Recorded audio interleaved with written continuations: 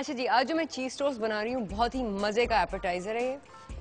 उसके लिए मैंने फ्रेंच ब्रेड रखी हुई है। एक्चुअली ये फ्रेंच ब्रेड मेरे पास पहले से पड़ी हुई थी, और अगर आपके पास कोई भी डबल रोटी हो जो थोड़ी सी पुरानी हो जाए या थोड़ी सी सख्त हो जाए, उसका इस्तेमाल लें।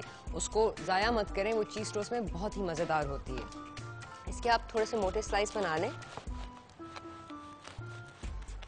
और कोशिश करें कि वो बेस और टॉप एक ही साइज़ का हो।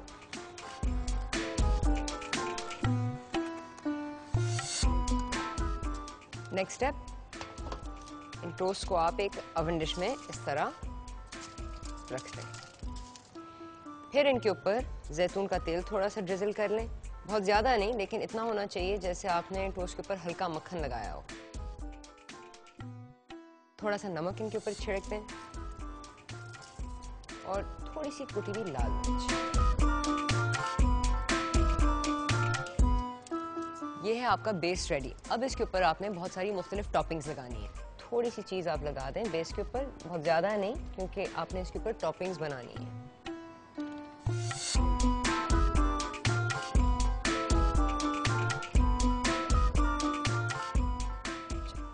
Next step, toppings. सबसे पहली टॉपिंग जो आज मैं इस्तेमाल करूंगी वो है केनन्स की डेली लाइन की पेपरोनी। केनन्स की पेपरोनी में काली मिर्च है जो जब गर्म होती है तो बहुत ही लजीज लगती है।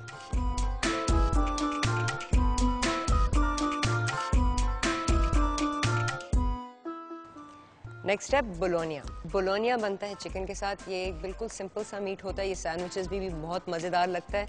ये आप मस्टर्ड के साथ खाएं या इसके ऊपर एक हॉट टमाटो सॉस लगा के खाएं।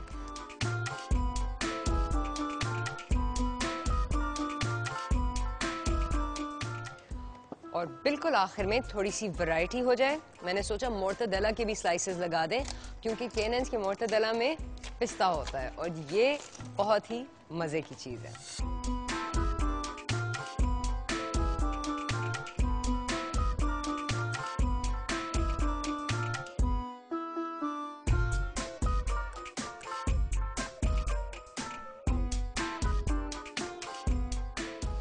नेक्स्ट स्टेप, और चीज़।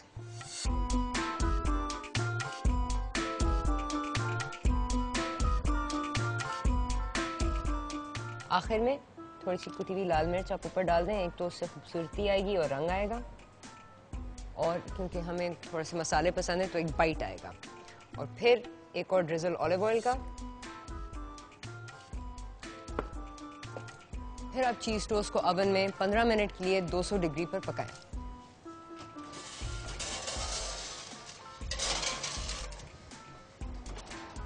चलें जी, अब चीज़ टोस्ट तो ओवन में गए। अब मैंने सोचा मैं आपके लिए कुछ मीठा बनाऊं, उसके लिए मैं बनाऊंगी आपके लिए एक फ्रेश फ्रूट और क्रीम डिश।